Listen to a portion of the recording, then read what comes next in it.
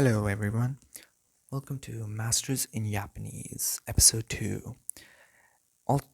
And the episode's name is An Uneducated Yap about story structures. And by the thumbnail, you might have seen some random Japanese letters if you're watching on YouTube, which I would be questioning you because YouTube is a video platform and you're listening to me.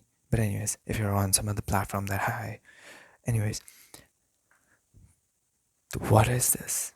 Like, why am I making this podcast about story structures? Well, to put it simply, I, also known as Blazemallow, yes, I am telling my alias because I know more than half of you will not realize that my alias is Blazemallow, and I'm just wasting your time now.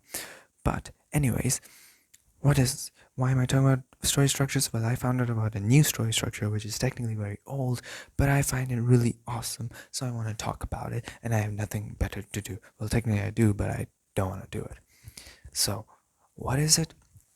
Well, it's called in Japanese Kisho Tenketsu, and I must have said that in the worst accent and in the worst way possible, but unfortunately I don't have that accent.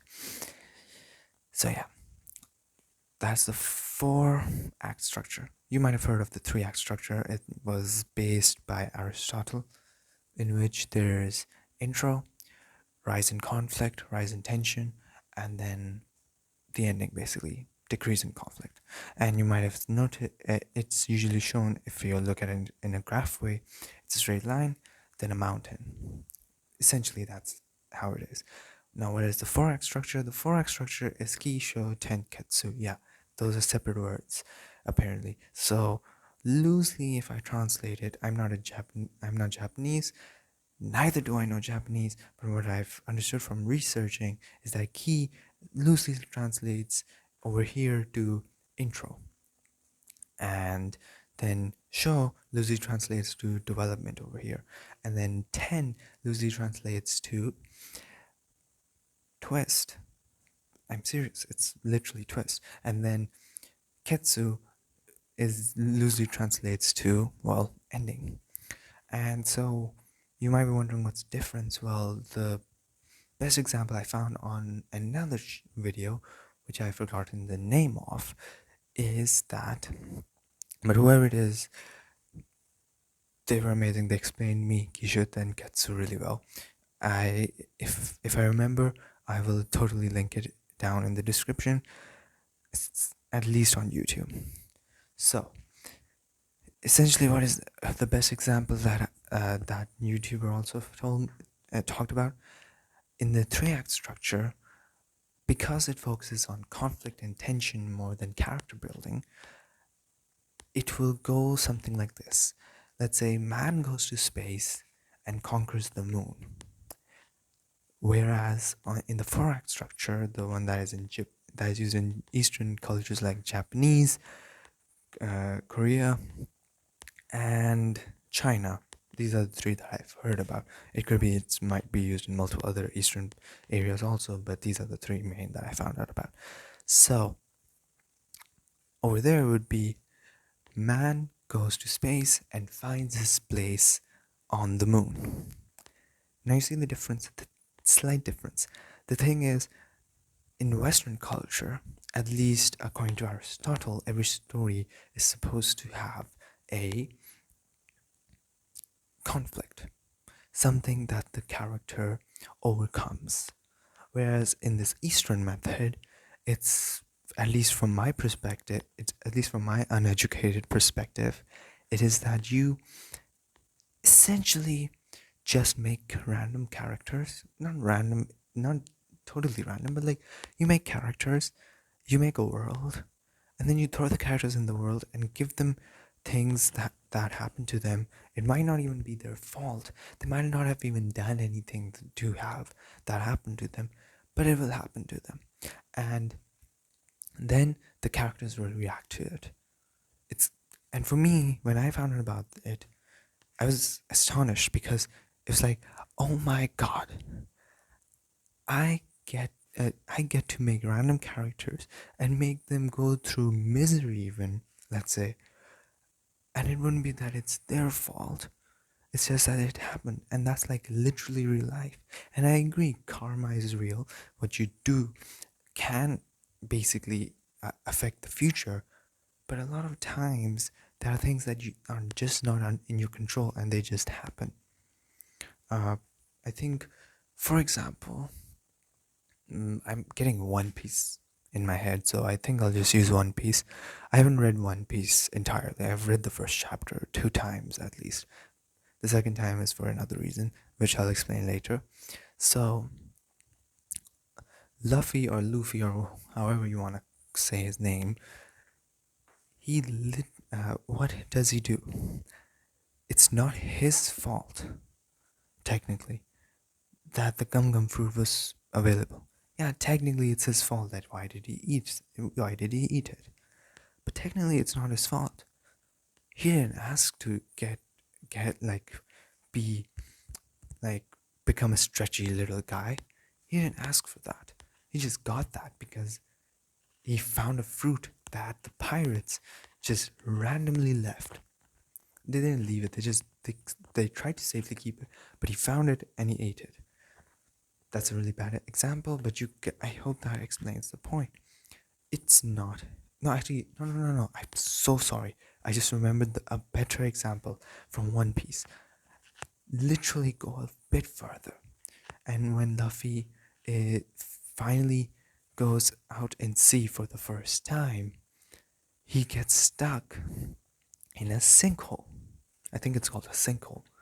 You know, the where like the ground just becomes there's a hole that happens and comes there's a hole that appears in the ground and it just starts to drain a bit of the ocean water, so it makes like this sort of, I like to call it a water tornado.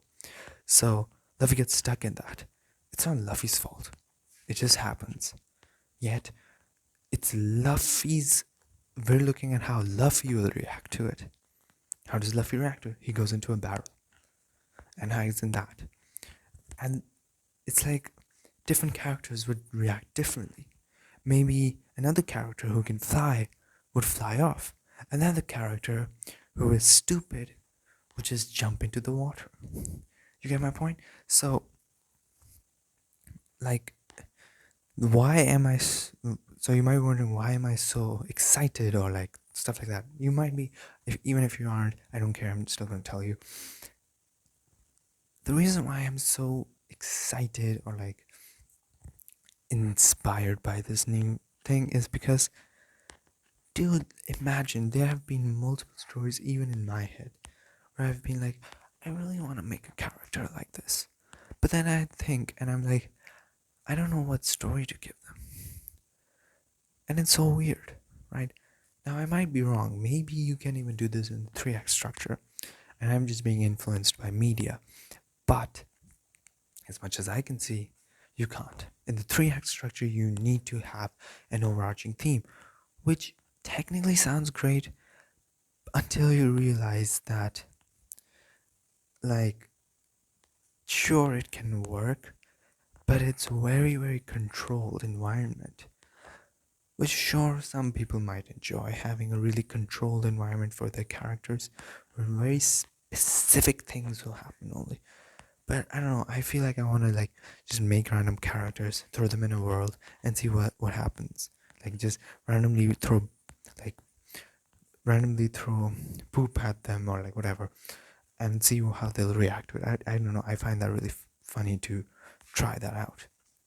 Another example that I remember say from this, I think this, not the same YouTuber, another YouTuber said, I am so bad at remembering names. So another YouTuber gave the example was of Jackie Chan. There was a scene in Jackie Chan, in one of Jackie Chan's films at least. I don't remember the name of that film. Neither have I seen that film. But essentially, what the idea is that the enemies throw chairs at Jackie Chan. That's the intro. That's key, or maybe chi, but like I'm gonna say key because it was ki. So that's key. Now, what happens next is the development. What is the development? The development part is where you basically just show the or like what's happening right now. like before the plot twist. What's happening? So what is happening? The enemies are throwing chairs. That's the intro. Jackie Chan is dodging them. That's the development. What is the twist? Jackie Chan grabs one of the chairs and throws it back. And where's the ending? The enemies get hit. Now, as you can see from that example, even I think this is also used in the 3-act structure, even, which is that you can make a 4-act structure inside one of the parts of the 4-act structure, inside one of the parts of the 4-act structure. So, like, you have an overarching story, you have a 4-act structure on it, and then inside it, you can have a 4-act structure, and then you can have a 4-act structure for that 4-act structure. Heck, I feel like you can even put that in fight scenes and dialogues. I mean, I just gave the example of fight scene. So, I don't know, I find it kind of interesting, and I thought I should share this. And also, on top of that, before anybody just gets a bit offended or like is like, oh, why are you saying that Aristotle's idea of storytelling isn't good? No, his idea of storytelling is amazing. The 3-act structure is the literal structure that millions of children are taught, and it's like a blueprint that any child can use to make a story. Any unprofessional person, like who isn't a professional writer or storyteller, can literally use. But the thing is, it's not the best. And here's the funny thing, at least what I've heard. We don't have Aristotle's whole theory. We only have the tragedy part. You see, like Aristotle, as much as I know, Aristotle divided the stories into 2 parts, comedy and tragedy. Now, what he meant by comedy and tragedy was tragedy is where the hero fails, or like basically it's a sad ending or a sour ending. Whereas, like, the hero might win even, but at what cost? Kind of like that. Kind of like I think Attack on Titan is kind of like one of those tragedy type stories. Or if you want to go for a bit of the heroes win, but at what cost? I think Avengers Endgame would be a tragedy in a way. Whereas comedy, according to Aristotle, would be, at least what I know, is happy. It doesn't mean it has to be funny as the modern sense of comedy is, but it just has to have a happy ending. Let's take Disney movies, for example. Snow White, or and the Seven Dwarfs, or Cinderella, right? Like, what is happening in them? It's a happy ending, happily ever after. So it's great, but here's the funny thing. Here's the comedic thing. We were only able to retrieve the tragedy scripts of Aristotle, what he had talked about tragedy. The comedy one, at least as much as I am aware of, nobody knows what Aristotle thought like the comedy side should be. But it is predicted it would be exactly the same as tragedy, just that a bit opposite, basically. But I like to argue on that because I feel like cultures, like even if cultures are quite different, what if, like, we're all humans, and it can very likely be that one person thinks of it at one point, another person thinks of the exact same thing at another point. It's kind of like how Leonardo da Vinci, I again said the name wrong, but anyways, Leonardo had the idea for an airplane long before the what were their names again? Oliver Brothers, whatever their names are, the creators of the first airplane. Wright brothers. Long before the Wright brothers, Leonardo da Vinci actually, like, basically made a design of an airplane in his sketches or whatever, or notebook. And then the Wright brothers had the idea too. So I just feel, I don't know why, I feel like it could be that Aristotle's comedy structure is similar to Gisho Tenketsu, of the Japanese, Chinese, Korean structure. And the reason why I'm using only Japanese name and not the Chinese or Korean name is because I don't know the Korean or Chinese versions of the name. I only know the Japanese one because I was searching on mangas and stuff like that. So I found out the Japanese name first, so I just memorized that for now. You can search it. You can easily find the Chinese name of it or the Korean name of it. Even it's basically the same in all these three places because basically China made it. It was at least for what I've heard. It was originally theorized in China, then it went to Korea even, and then it also ended up in Japan. And Japan has been using it in manga even and in anime even. So, anyways, back to the point. So, I feel like, what if Aristotle's comedy was just like exactly the 4-act structure that is now used in Eastern areas? Because here's the interesting part that I'd heard. Like, whoever I heard taught on YouTube talk about Kishu Tenketsu, one of the things that they would say is that because Kishu Tenketsu allows you, this is the thing that I think I forgot to tell you at first, that Kishu Tenketsu allows you to make whatever the flip you want as a twist. It should make sense, but technically you can have a bewildering twist and nobody can question it, right? And literally, remember how I said the graph of the 3-act structure is a straight line, mount, and a mountain? You wanna know what the Kishu Tenketsu's graph looks like? It literally looks like a straight line, a rise in tension, and then you could say a swirly downwards. I'm not joking, a swirly downwards, and then a straight line. Okay? That is Kishu Tenketsu's design. That swirly literally means you can do, from what I can see, you can do whatever the flip you want. You can make a really random twist. And you wanna know where random twists are appealing the most? They're in two genres: horror and comedy. I mean, look at it.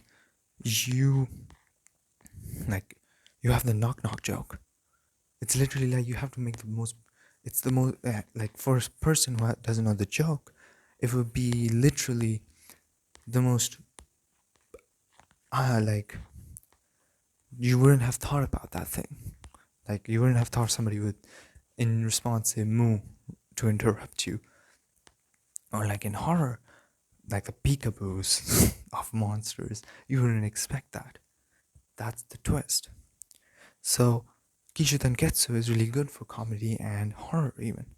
So I don't know. I feel like, what if Aristotle you put that 4-act structure for comedy and said that the 3-act structure is good for tragedy? Now I'm no expert. Again, like I've written in the title even, an uneducated yap about story structures, right? So I haven't read Aristotle's text, so I don't know exactly.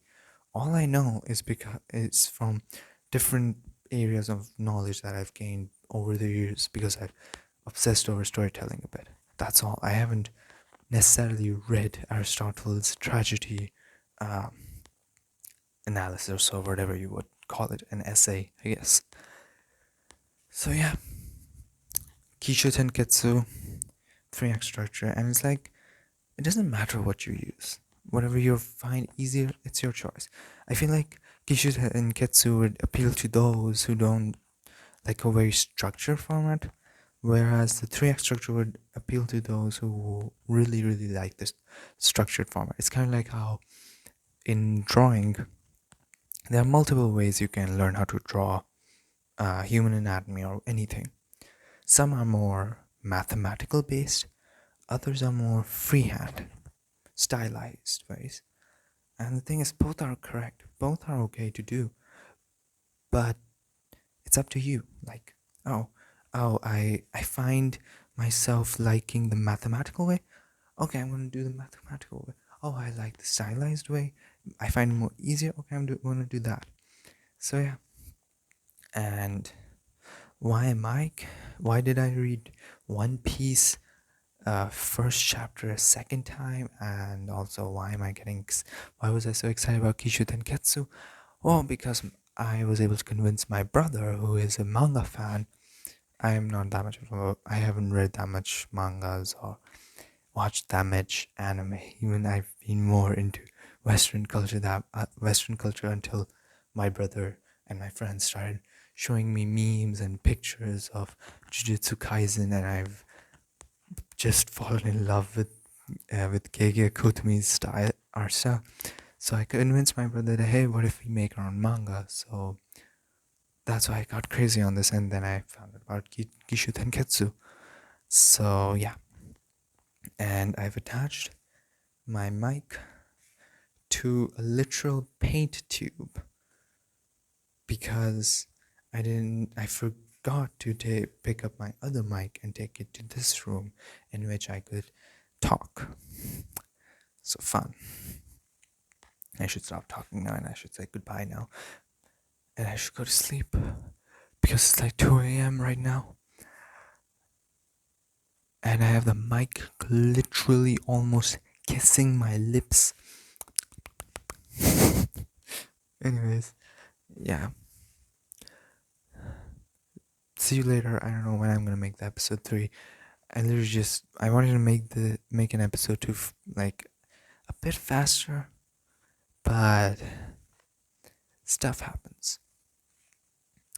Anyways, bye.